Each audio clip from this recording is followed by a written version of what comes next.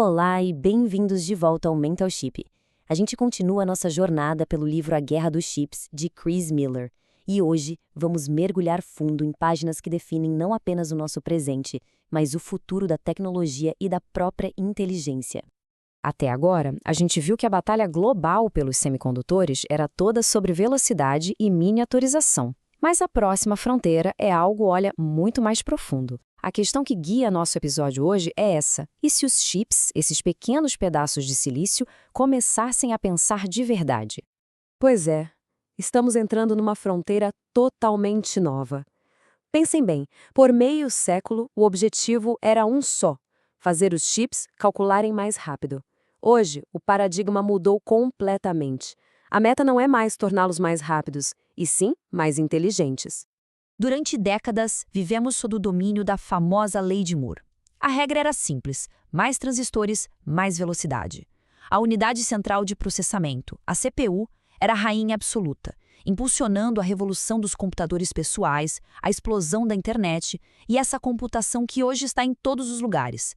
A meta era uma busca incansável por mais e mais poder de processamento.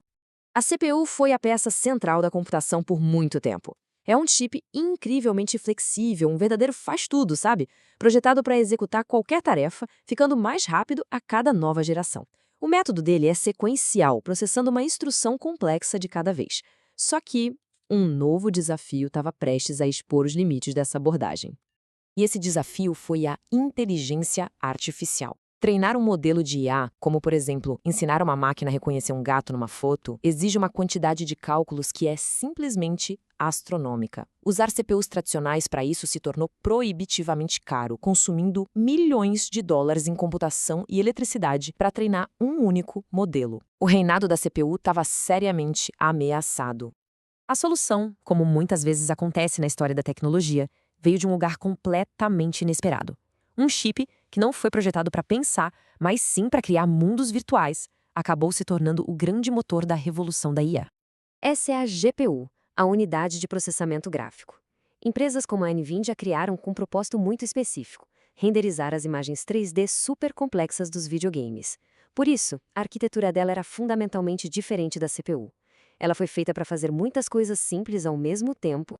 O momento da virada foi crucial.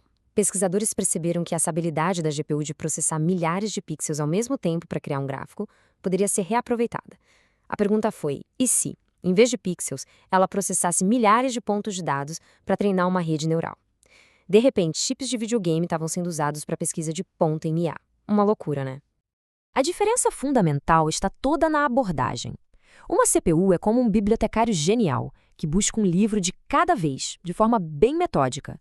Já uma GPU, por outro lado, é como um exército de bibliotecários, onde cada um busca um livro diferente, todos ao mesmo tempo. Para tarefas que podem ser divididas, como o treinamento de IA, essa abordagem paralela é exponencialmente mais rápida. Para ensinar um computador a reconhecer um gato, por exemplo, uma CPU analisaria a imagem pixel por pixel, um depois do outro. Uma GPU, no entanto, olha para milhares de pixels de uma só vez. O resultado prático disso? Uma queda brutal no tempo de treinamento, de meses para meras horas. A IA, que antes era impraticável, de repente se tornou viável. O sucesso da GPU iniciou uma corrida totalmente nova. A indústria percebeu que o futuro não estava mais em um único chip faz-tudo, mas sim numa explosão de silício especializado, com chips projetados especificamente para aprender. E nesse ponto, a natureza do chip mudou de forma fundamental. O silício, que por décadas foi uma ferramenta para executar comandos, começou a se tornar um sistema que aprende, que infere, que se adapta.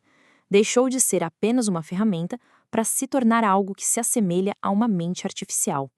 O impacto dessa mudança está redefinindo todos os setores que a gente possa imaginar. A medicina ganha diagnósticos mais rápidos, o transporte avança com carros autônomos e as finanças se beneficiam de análises de risco em tempo real. Essa nova forma de computação não é apenas uma melhoria, é uma revolução completa. Isso, claro, levou a uma nova corrida, a do silício personalizado.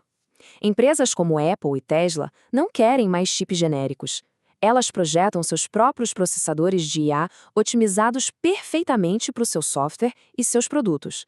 O chip da série A da Apple e o chip de piloto automático da Tesla são exemplos de como o hardware e a IA estão se fundindo para criar um desempenho sem precedente. Portanto, a nova linha de chegada mudou. O objetivo não é mais só ter o maior poder de processamento bruto.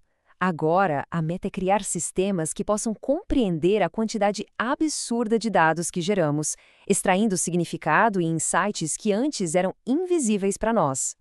E essa busca por compreensão nos leva a um novo campo de batalha.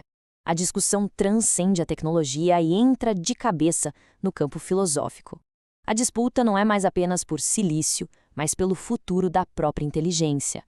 Criar inteligência artificial é, ao mesmo tempo, a maior conquista da indústria de semicondutores e também o seu desafio mais profundo. É o ponto mais alto de décadas de inovação, mas também é o que traz os maiores riscos e as perguntas mais difíceis. E essa é a questão que fica. No momento em que nossas criações de silício começam a exibir formas de inteligência, somos forçados a olhar para dentro e a redefinir nossa própria identidade. O que nos torna únicos? Afinal, o que é ser humano? Na nossa análise final, o último episódio da série, a gente vai reunir todas as lições dessa jornada, observar o equilíbrio de poder geopolítico e responder à pergunta definitiva. No mundo movido a silício, quem controla o chip, controla o futuro. E aí, curtiu essa viagem ao futuro da inteligência? Se sim, já sabe, né? Deixa o like, se inscreva no canal e compartilhe. Afinal, aqui no Mentalship, o conhecimento dobra a cada informação. Muito obrigado e até a próxima!